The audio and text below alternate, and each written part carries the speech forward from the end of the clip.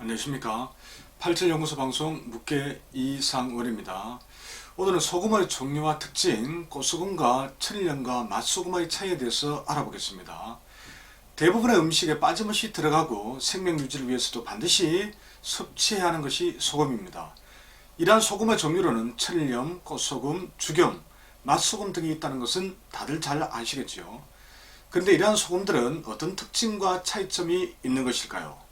그리고 천일염이 정제 소금에 비해 건강에 좋다고 하는데 과연 그럴까요?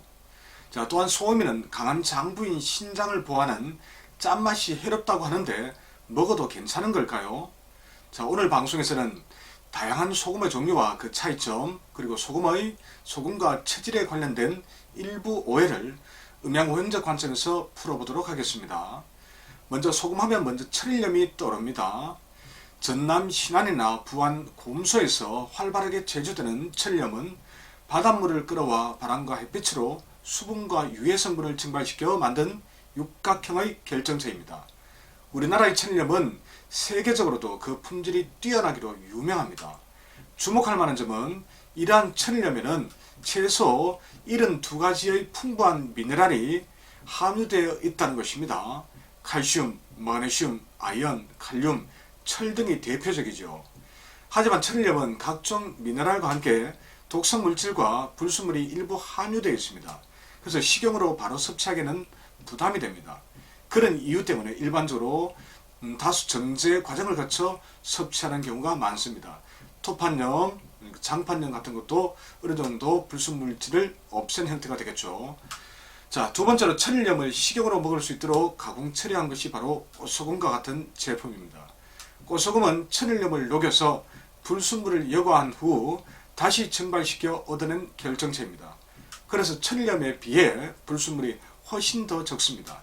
하지만 아쉬운 점은 불순물이 제거되는 과정에서 미네랄 성분과 몸에 이로운 과학물질도 많이 제거된다는 것입니다. 게다가 미네랄의 한 종류인 철분은 꽃소금으로 가공 처리하는 과정에서 붉게 변해버립니다. 그래서 미네랄이 특히 풍부하게 함유된 국내산 천일염은 꽃소금의 원료로 쓰이지 못하는 경우가 많습니다. 실제로 꽃소금의 원재료명 및 함량을 살펴보면 대부분 호주산 90%에 국내산 10%가 혼합되어 있는 것을 보실 수 있습니다. 자, 천일염과 꽃소금 이외에 또 하나의 소금이 바로 인공적으로 합성한 화학소금입니다. 순수한 정제소금에 L글루타민산 나트륨이라는 감칠맛이 나도록 하는 화학성분을 혼합하여 제조한 것입니다. 흔히 맛소금이라고 불리는 소금이 이에 해당합니다. 이러한 화학소금은 몸에 이로운 그 어떤 영양물질도 없습니다. 단지 인공적으로 만들어진 짠맛만 있을 뿐입니다. 인체 불균형과 성인병을 유발하는 주범이므로 건강을 생각한다면 화학소금인 맛소금 섭취를 자제하는 것이 좋습니다. 그럼 소금은 소음인 수양체질, 수음체질에게 해로울까요? 신장을 보호한다고 하니까요, 이 소금이.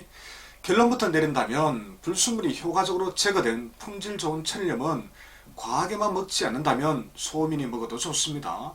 그 이유는 짠맛은 그렇게 강하지 않은 반면에 우리 인체에 꼭 필요한 다량의 영양소를 공급해 주기 때문입니다. 이러한 소금을 음양오행의 원리를 적용해 인체 적합도를 따져볼 수도 있습니다. 고서에 제시된 소금의 성질, 특히 한열에 대한 언급이 조금씩 다릅니다. 그 말은 많이 차지도 많이 따뜻하지도 않다는 의미일 수 있습니다.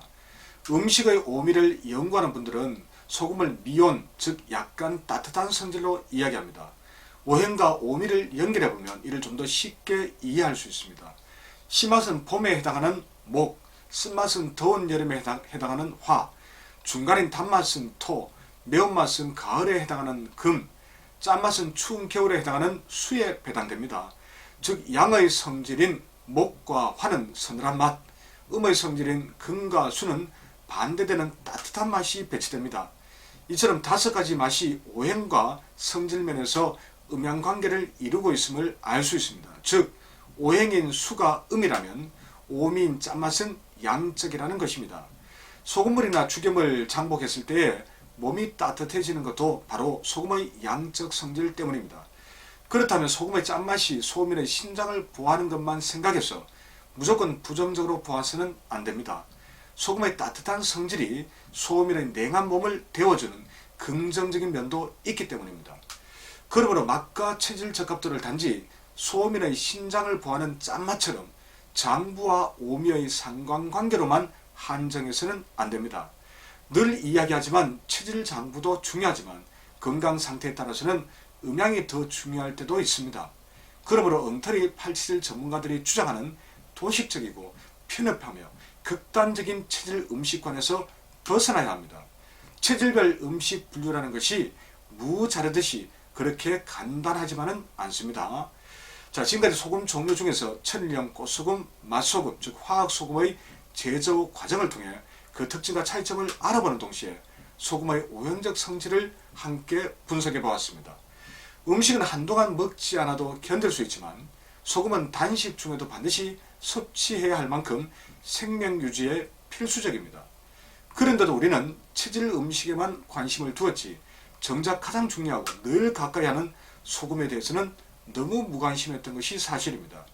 아무쪼록 생존을 위해 꼭 섭취해야 하는 소금인 만큼 소금의 성미와 함께 종류별로 어떤 이론과 해로움이 있는지 정확히 알고 있어야 하겠습니다. 그런 후에 적절히 가려 드신다면 건강 유지에 도움이 되실 것입니다. 자, 소금의 종류와 특징 그리고 체질 관련성에 대해서 정리가 되셨는지 모르겠습니다. 만약 도움이 되셨다면 좋아요와 구독 부탁드립니다. 그럼 다음 방송에서 다시 뵙겠습니다. 고맙습니다.